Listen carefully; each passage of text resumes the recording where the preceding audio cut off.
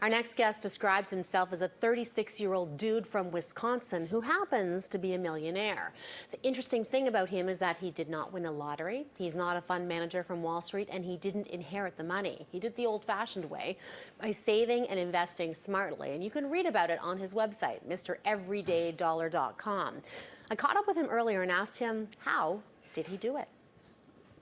How it all happened was that I was at work and I would look across the aisle and see people that were 20, 30, 40 years older than me doing the same sort of job that I was doing. And I thought, I can't really live the rest of my life in this sort of cubicle lifestyle. I need to figure a way out to have more control over my future. So, sorry, let me jump in here. You made a choice to take more control of your future, and you made a choice in what? Is it to, like, how do you either make more money or how do you save money? I mean, obviously you made a choice on both fronts. Right, so it was really a decision where I did some research into try and figure out how I could do that, and I found a community of folks who had done that, had control over their future by becoming financially independent, and they had done that through saving money and ferreting out expenses that they had that they didn't know that they no longer needed, and investing the difference. I think one of the more fascinating things that I read on your blog was you talked about the importance of having big wins. And generally when I'm going online and reading about money and big wins, it's about, the big investment wins or the big, stock buys and stuff. But your big wins are about savings.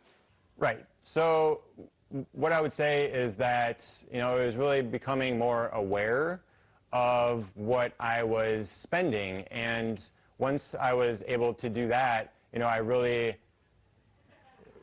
I started saving tens of thousands of dollars that I no longer, deemed that I needed to spend on material possessions and bigger cars and bigger houses and all these things that a lot of us chase after, and instead use that money to invest in the stock market. And, plenty of people have done that and have been very successful in becoming financially independent by making that shift in the way that they think about their money. Let me ask you, and let's talk some numbers if we could, Chris. Our audience likes numbers. So when you made this conscious decision to change how you're going to do things, how old were you? How much were you making? How much were you spending? How much were you able to shift and start, moving from spending to investing? I mean, take us through it, how it worked. Okay, so it happened years ago when I decided to make that shift in the way that I lived my life. And, I was working in IT and I was making, just a regular salary. I wasn't even making $100,000, far less than that. And I was also succumbing to what I'll call lifestyle inflation. So the more money that I made, the more money that I spent. And what I did was all that extra money that I was able to start saving, I took that money and I was able to then invest it in the market. So I only started investing when I was 22 when I started investing, but it was just a little bit of money. But over the years, I was able to save and invest tens of thousands of dollars because my expenses were so limited. And what choice did you make on your expenses, though? I mean, tell us, because a 22-year-old making a choice to become a millionaire at 35, lots of people talk about it, very few actually do it. That's a great question. So it was really going through all my expenses line by line and figuring out what was important to me and what wasn't important to me. So, for instance, I made the decision that traveling was important to me. So I always made sure that I had money allocated towards travel. And that was a conscious decision that I made to do that because it was important to me. Other things like eating out every single day or buying a new car or living in a bigger house, I decided weren't important to me. So I didn't do those things and I became happy to drive a 10-year-old car, to live in a 1,000-square-foot house, to only eat out once a week because I wanted two things. I wanted financial independence and I wanted to align my spending with my values. So let me ask you this. How old were you when you hit that $1 million mark And what was it like? I mean, you must have been thrilled when you actually reached your goal. I write about that on my blog, and I wrote that I wasn't really enthralled that I had, reached 7 digits. I remember I was laying in bed, and I logged into my accounts, and I, saw that it was at 7 digits, and I thought, oh, cool, and then I went back to work. And I think that it wasn't such a big celebration, and I didn't pop any champagne because it was 14 years in the making. I think if I had won the lottery and went from nothing to millions of dollars overnight, it would have been a lot different. But it was 14 years in the making, and for that reason, it was really anticlimactic. Okay, so let me ask it this way, then what was exciting for you in this process? If the $1 million wasn't exciting, at what point did you kind of think it was exciting? Because clearly something motivated you.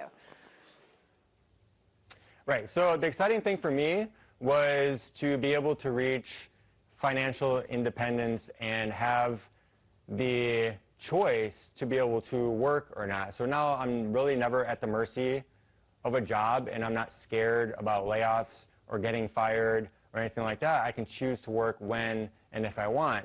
And to answer your question a little bit more concrete, I think the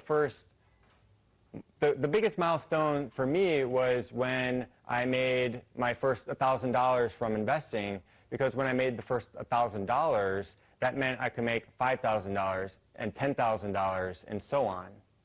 So let me ask you, for everyone who's watching and thinks, I'd like to do that, what do they need to do? Maybe what are some myths they don't need to pay attention to, and what, is the advice you would give that they absolutely must do if they have a big goal like you did? So I really think of sort of 3 things when people have big financial goals, and if that's financial independence, that's great, and you can use the same sort of roadmap to do it. But it's number 1, just becoming aware of how you're spending your money. So a lot of us just sort of spend money mindlessly, and we don't really know what our money is doing. We don't have a very good relationship with it. So I would say number 1 is becoming more aware of your money. The second point I would make is that you want to then align your spending with your value. So if your value is you want to be financially independent, if it's you want to save up for a wedding or a down payment for a house, you need to start shaping your spending to align with your values. And then number 3, I would say, is really just sticking with that plan. So a lot of times we have, the best of intentions to follow these things, but, we're human and we don't always follow through. So it's being aware and staying on top of your plan and not deviating from it. Where there is a will, there is a way. Chris, thank you so much for joining us. It's a great pleasure. Thanks, Kim. That was Chris Raining. He is founder of MrEverydayDollar.com. Well, thank you so much for joining us tonight. If you have any comments or questions on anything you've seen the show, let us know. We'd like to hear from you. And if you want someone to take a look at your portfolio, if you have some planning questions, email me at moneytalk@bnn.ca. I'll get you in touch with someone who can answer those questions for you. Thanks so much. We'll see you next week. The preceding paid commercial program was brought to you by TD Wealth.